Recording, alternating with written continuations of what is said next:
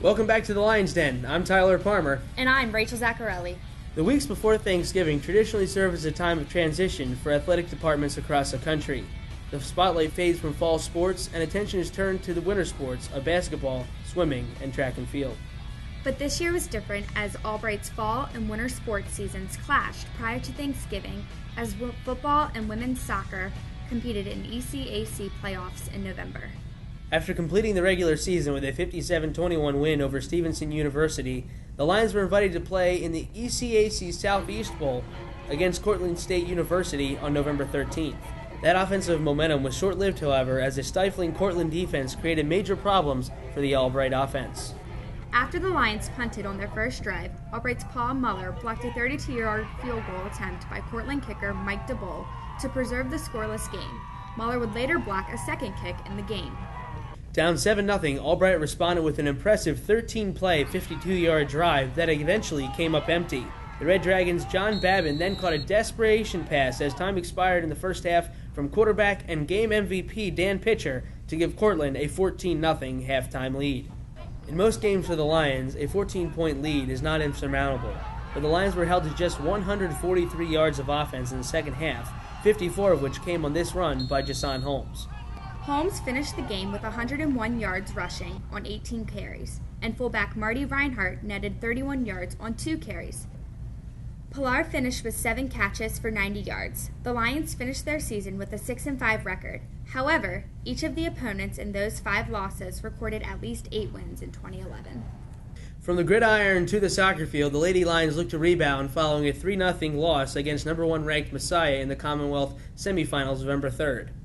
In the ECAC quarterfinals round against Swarthmore College, freshman Aaron Hand scored the game's only goal in the 18th minute, taking a pass that skipped by Swarthmore goalkeeper Marie Mutrin as the Lions advanced to the semifinals with a 1-0 victory.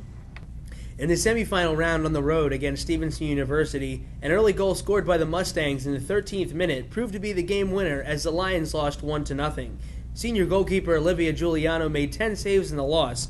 The Lady Lions finished with a 9-5-5 record. The 9 wins represent the most wins in a season since 2005, which was Coach Pat Stanko's inaugural season. With fall sports behind us, several winter teams are off to exceptional starts. For the men's basketball team, they defeated Kings last Tuesday to improve 3-0 on the year. Sophomore Ruel Morris came into the game with 16 career points, but more than doubled that total in 7 electrifying first-half minutes. Moore blew open the game with 13 points in 5 consecutive possessions, including back-to-back threes from the left side to put Albright ahead 36-22.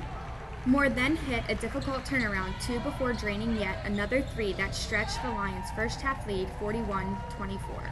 14 different Lions scored in the 86-60 victory, led by Moore's 20 points. Senior Shane Irwin filled the box score with 12 points, 8 rebounds, 5 assists, 3 blocks, and 3 steals, while classmate Derek Hall added 8 points and 10 boards. The Albright women's basketball team is 2-3 heading into Commonwealth Conference play. The Lions reached the championship game of the St. Joseph College Tip-Off Tournament, falling to the hosts 68-56. Senior Jenny Noble was named to the all-tournament team. Freshman Jessica Venturelli is leading the team, averaging 11 points per game, while sophomore Sean Barzinski is averaging 9.8 rebounds per game. Noble is second in scoring and leads the squad in assists, blocks, and steals. We met up with her to discuss the upcoming Commonwealth Conference slate. Jenny, you're 2-3. You have Commonwealth Conference play starting this week. What were some of the team goals heading into the season? Ultimately, some of the team goals are to get back to the playoffs like we did a couple of years ago. We're not ranked as highly as we wanted to in the MAC, so we want to get higher than that and win a few games. We have a ton of freshmen this year, so we're trying to incorporate them into the team and get used to having them because we lost a lot of players last year. You have 12 freshmen or sophomores on the squad. What specifically has the team been doing to integrate all these new pieces into the puzzle? We've been working real hard at practice together, just trying to figure out what everyone's abilities are and trying to figure out where we can place them. And as you can tell, we have 2 of them starting, and a lot of them are getting a lot of playing time, so we're just trying to, we're a whole new team this year, so. Who do you see as some of your biggest challenges as you try to get back to the top of the Commonwealth Conference? Lev Val is always, a very competitive team. They lost a lot of players last year, but I know that this year they're still going to be very good. Widener is always a huge competitor for us, and so is Alvernia, which is kind of like our crosstown rivals. So I think that all those teams are going to be real big competitors for us. So. Well, thanks a lot, and good luck this season. Thank you. Both swimming squads are off to 6-1 starts, including perfect 4-0 records in the Middle Atlantic Conference. Sophomore Cody Herr is a new addition to the squad after transferring from Alvernia. She's already broken 3 pool records, one in the 50 free and twice in the 100 free. Freshman Amanda Osterlin has also established a new pool record in the 1650 free. Also in the distance events, freshman Ricky Sutton fell just shy of a men's pool record in the 1650 free event. He fell short by 1/100th of a second, but despite this, he was still named the MAC Swimmer of the Week. Albright Swimming competes in the Swarthmore Invitational this weekend. And that wraps up this edition of the Lion's Den.